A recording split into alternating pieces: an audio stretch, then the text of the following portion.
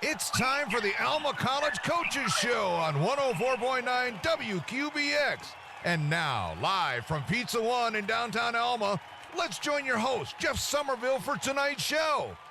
Well, good evening and welcome to the Alma Coaches Show. We're not live from Pizza One tonight. No, but we are right here in the Art Smith Arena, Coach, and we're getting ready for some basketball. Nice little scenery change, right? Yeah, every once in a while. You've got to. Good thing I'm not superstitious, you know? Well, if you were, we'd be at Pizza One right now. Well, there might be a few superstitions, but yeah, we're okay. Same. So, another league game, another win, 53-3 drubbing of Kalamazoo, and I thought that it was very impressive the way the team came out and played in that game. Yeah, knowing that the next game was approaching, you know. Yeah, I'm telling you, I am so proud of this team and their demeanor. What I think goes volumes is the 40 seniors. I mean, of course, yeah, they're the ones that know that.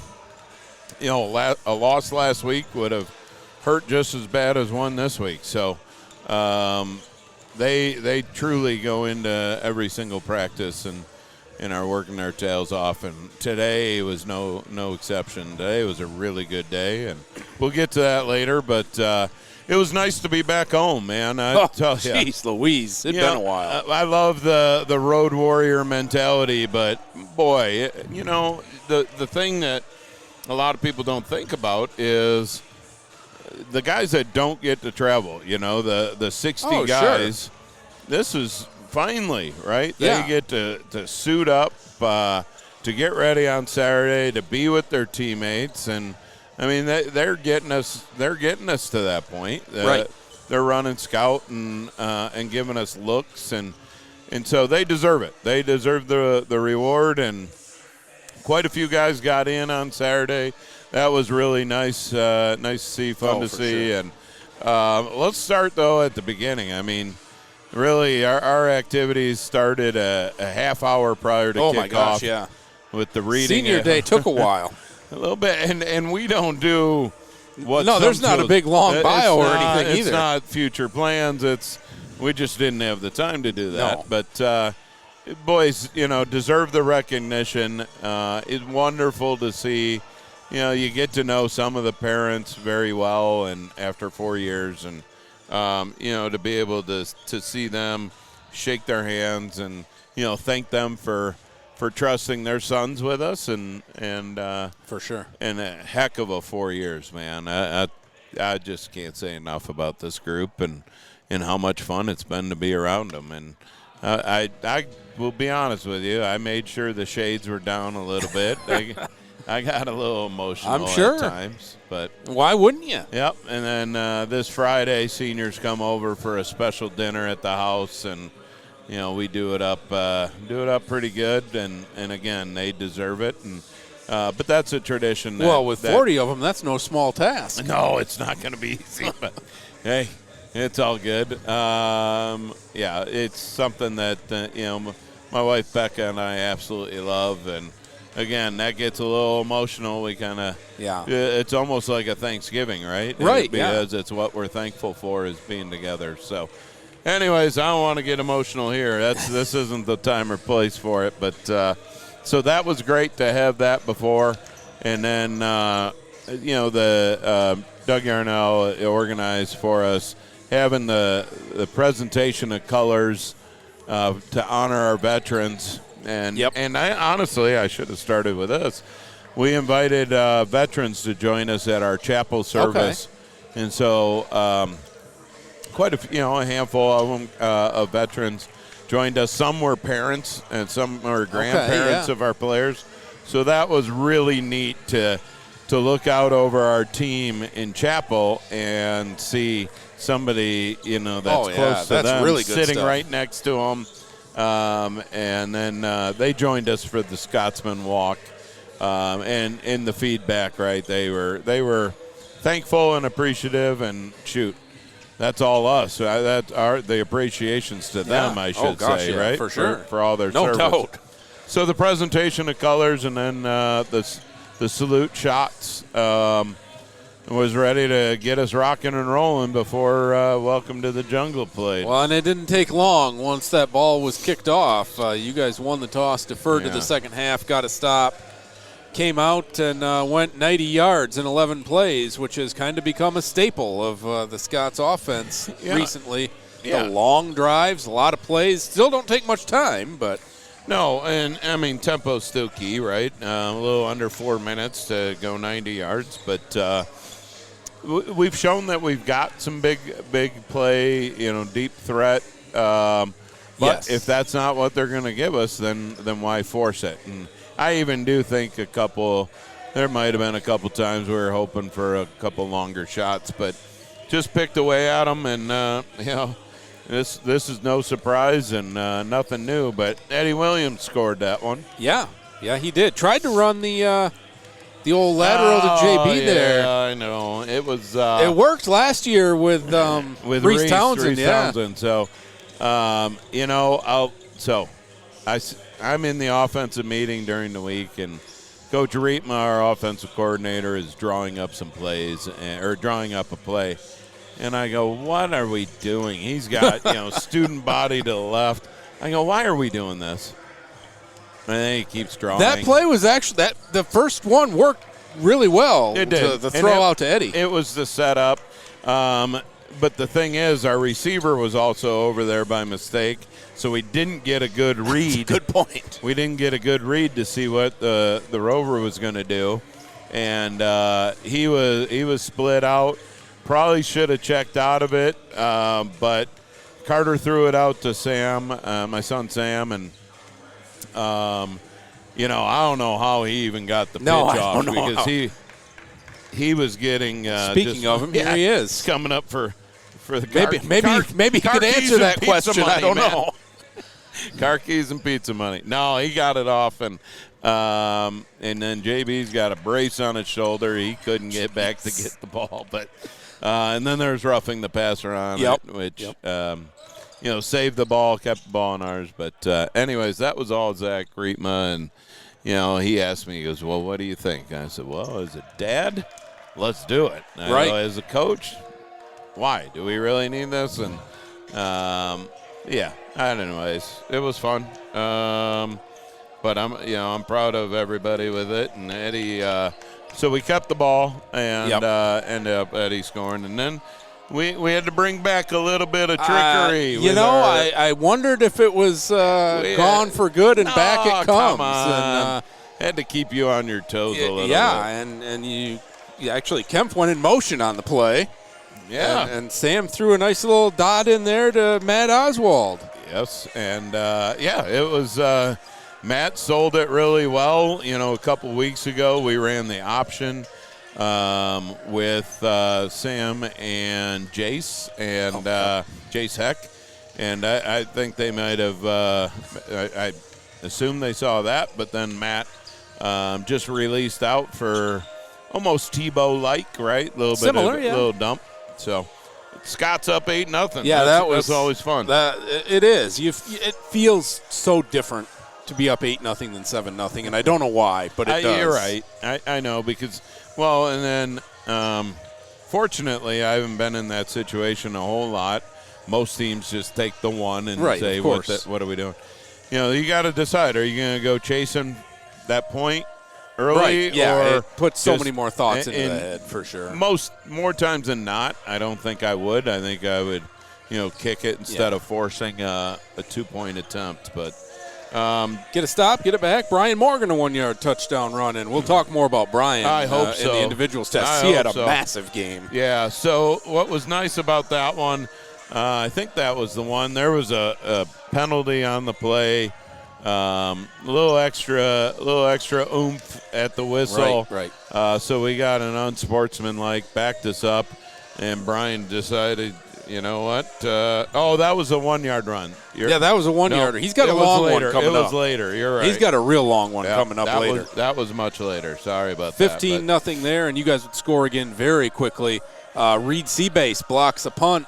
How about that? How about that play worked out perfect because he was coming after it, and they snapped it low and to the right right to where he was coming. Yeah, I think they wanted to rugby. Reed he made an adjustment. He saw, they punted once before. Yep. He made a little adjustment for the most part on his own, and that's the benefit of what we get here. We have smart guys in the classroom, and it translates out on the field. And he was able to block it, and Drew was able to fall on it for a touchdown, which is that's just right. So much fun awesome. For them. Excellent. First one of the year. Something you work on all year long, and to see the rewards is great. They would get a field goal, but then you guys actually had to punt in here at some point as well, which was your first punt outside of fourth quarter when the game was over in weeks. The offense has been doing really well, and that's led to very few punts. But tell you what, the statistics, Bryce when he does, he does it just fine. What's been huge for us is just the lack of returns. Yeah, and that's what has helped his average too, obviously. But he's able to punt the ball to make sure that we get minimal, if any, return. So up 22-3, 4:23 to go, second quarter. Eddie Williams another 1-yard touchdown run to make it 29-3, and then you guys just bury them. Minute 54 to go. Eddie with a 12-yard touchdown run. 47 seconds. Eddie with a 7-yarder. Well, there was an interception in there, and then a strip sack. Yep. Urquhart got the strip sack. I was honestly on that one. I was, we were ready for them to run the clock out and go into half there, up 29-3. But getting the ball where we did, hey. Yeah, you got to score at that point. Sanders had the interception. Yeah. I think that one was his at least. That was a nice play, too. Absolutely. And pressure being created again. And how about the one that he doesn't get credit because there was a false start, but I'm sure you saw Jet King get up for what would have been an touchdown. Interception. Holy smokes, did he get up. Toph saw that one, and he was high in the air. Yeah, I think it was about, it's similar He's got a vertical, similar to my college vertical. I'm sure. I'm sure of that. Toph just rolled his eyes at me. He did. That's rough. 43-3 the score at halftime, and I think wisely. Eddie was that done. Was the end of Eddie's day. That's four touchdowns on the day for Eddie, and he broke every record. Just about. Somebody said, "What about trying to get him a fifth?" Because nobody has scored 5 rushing touchdowns. We're okay. I was going to say, save that for. He's healthy for this week. Yeah, right? Save that for another time if there is one this week. Yeah, sure, we'll take it. Yeah, I bet you would. I bet. But then comes the Brian Morgan run you wanted to talk about because you did get backed up on this. We did, and he ripped off a 63-yarder. And, I don't – honestly, some of the things we've talked with Brian about in the past couple of years is he didn't take strides. It was shorter steps. He was striding that one, man. Yes, he was cooking. It was great to see, and – so for him, he got 2 touchdowns on the day. He was our leading rusher. He was. With well over 100. Yeah, we'll see. It was 130 something. Yeah. And then you get a field goal, 23-yarder from Bryce Kemp. Which I thought that was important. Yeah, which also is nice to have. Coming up on a big game, he can get out there. We got some guys that are healthy now too, so it's going to be. We got competition back at different spots. That must be nice. Holy smokes. It's been a long year. Oh, my goodness. Yeah. But, box scores don't show injuries and things no, like they that. do not. They do not. Oh, I'm trying to get to our individual stats here. Carter St. John, another lovely game, 12 of 18, Absolutely. 167 yards. Only ran it once for 11 yards. That's one thing I wanted to talk to you about. You're, third in the nation in total offense, top 10 in rushing offense, and Carter hasn't had to run it this year.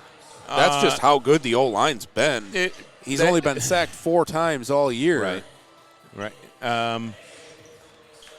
So I don't know how to answer it other than you're correct. The offensive line's been phenomenal. But at the same time, like, why run him? Well, exactly. You haven't had to because the offensive line has been so good. And there will be getting the yards. Brian's getting the yards. There will be a game where we need to Of course. we need the hat advantage, right? Where, it's tough to scheme against you. Well, here comes a team with a running back or a quarterback that can scramble very well. Yep, but exactly. We'll get to that later. But 12 of 18, 160, just managing the game. Yeah. Right? It's so well. Yeah, he didn't have to do a ton in the game. He just had to, had really strong throws. Absolutely. High percentage again. Didn't turn the football over. Kept drives going, and again, he orchestrates everything so well and makes sure, we just making sure guys are aligned properly, everything about it. Yep. So, Brian Morgan, 12 carries, 138 yards, and 2 touchdowns.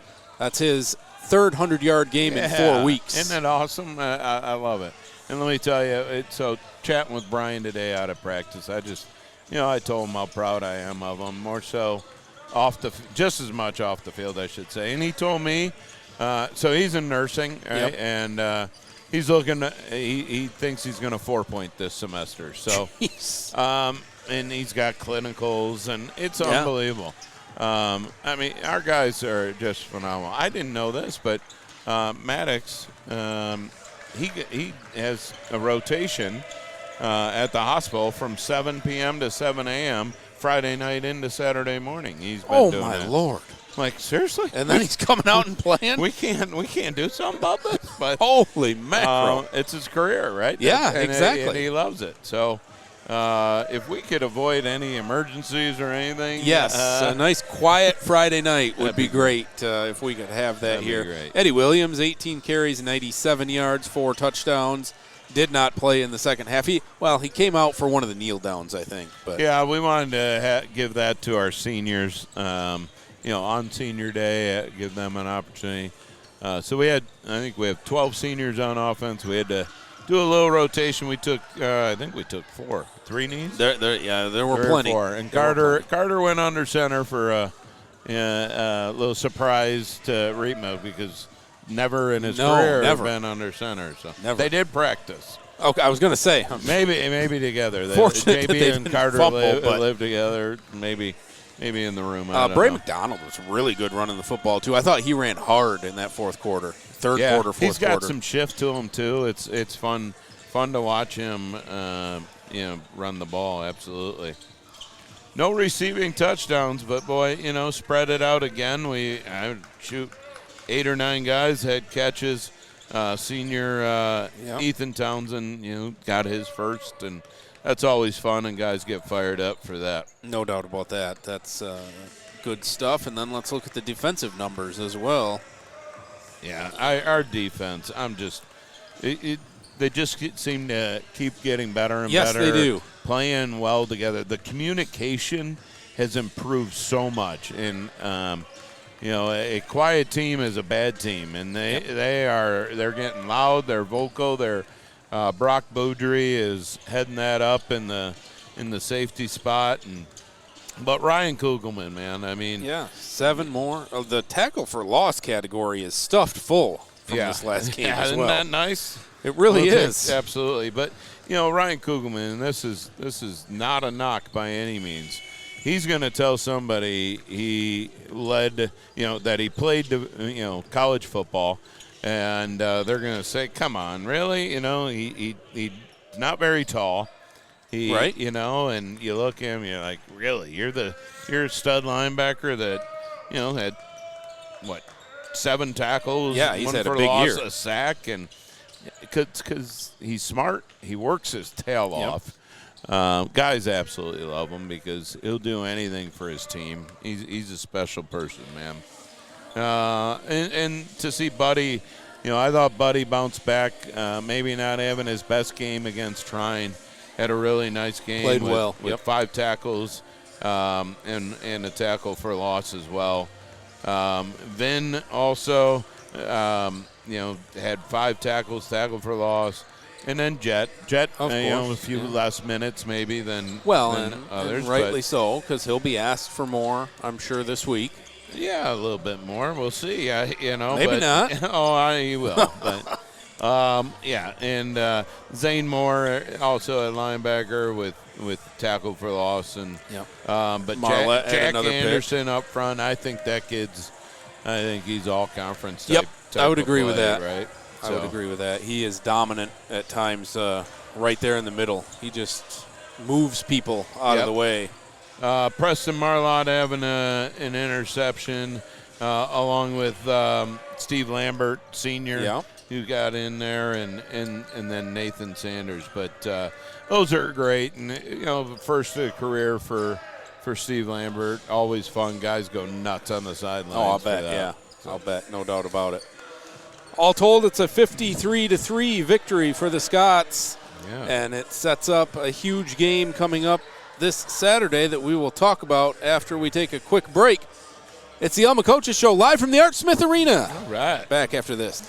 And welcome back to the Alma Coaches Show live from the Art Smith Arena. And, Coach, it's championship week now is what I've seen and read a few times. You betcha. I mean, we were able to secure a share of it. We don't like this shares. Past Saturday. We're going to be greedy, but that's what we're working for. Absolutely. Yep. Looking to close out an unbeaten MIAA season against a very formidable Adrian opponent that just is getting better and better and is kind of exactly where we expected them to be this season. Yeah. I mean, they've done a fantastic job.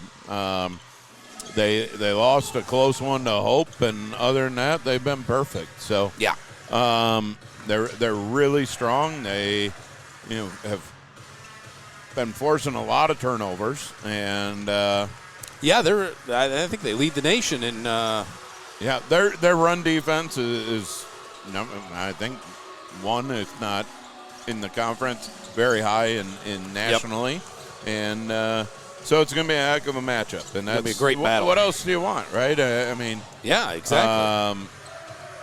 It's going to be from the start of the clock to the end of it. I can count on that, and they were down last week, but boy, did they come back! Yes, they did, and took care of business. Yeah, they really did. So it's it's a winner take all sort of thing. If you guys win, you're all alone atop the MIAA, and in the outright champions, and in the tournament, and the national playoff. Tournament. That's the biggest thing. Yep. But they successful with their recruiting and transfer class. They've got quite a few new faces that we haven't gone against. They weren't there last year, right. And so. But obviously, just like they do on us, we've got film, and so got to play the game. And our guys, like I said, it's about preparation every single day. And you've talked about the seniors, the 40 seniors. They've seen it all. They have. At this point, they've seen it all and been through it all. Yeah, and you talked about the O-line earlier. There's not a whole lot. I mean, because there's not a whole lot they haven't seen. No. And we faced a couple teams that came out totally different, hoping, I think, that they were going to surprise us. And, right. And again, like you just said, well, they've seen it, and so they were ready and prepared for it. But I do anticipate we're going to have to put the ball in the air a little bit more, open it up, and we'll see. But hey, key is all the things that are important in every big game, and it's turnovers and penalties. Exactly. So every single time, those seem to be the keys when it's a big and evenly matched game. Field position's going to be big. They've got a heck of a quarterback who can change the field pretty quick. He threw for a whole bunch last week. Yes, over he did. 400 transfer from Mount Union, and but we're preparing for them, and just get out there and have some fun. And I can promise it's going to be a good crowd. Oh boy, yes. The deer are a little more safe because we got a home game. They are. They are a little more safe. There are some deer that kind of wander around back there. So Zach Reitma he told me he saw a 12-point out in Hellman's, which is right downtown. Right Literally downtown. downtown. That's insane. I have no hostas in my front yard. No. They know they're safe. So that's going to be a great you know atmosphere. what that sound is. Yep. We're getting close, buddy. We are getting close to basketball here. And, basketball and football. How about this for Saturday, right? Yeah, exactly. So Scotsman Walk, right? We're going to be at 11:50, and as soon as I get done walking, which there'll be a packed house here in Art Smith, we've got men's basketball. We'll be going starting at 11. But after the walk, I'll be going to the pool and hoping to catch my son Cooper is now diving on the dive team here, so catch a little bit of Scott swim before I head out to Bulky. That's awesome. It's going to be great. And my understanding is that anybody that buys a ticket to any of these things gets into all of them on Saturday. Well, 1 for 3, right? I mean, exactly. Which is it's great. Yeah, I mean, this campus, it's so much fun. It's great to see, the excitement and the life back, and being gone for it was 5 weeks from home game to home game, and about 47-degree difference. Yes, 80. I think it was 87 Kelvin, and I don't know if it was even 40. I felt every degree of it. I can tell you that. Oh, look at that little thing. I would not trade it for the world, though. So no, this week's supposed to be. I think I read 50. Be great. Look out! It'll Look be perfect. Out!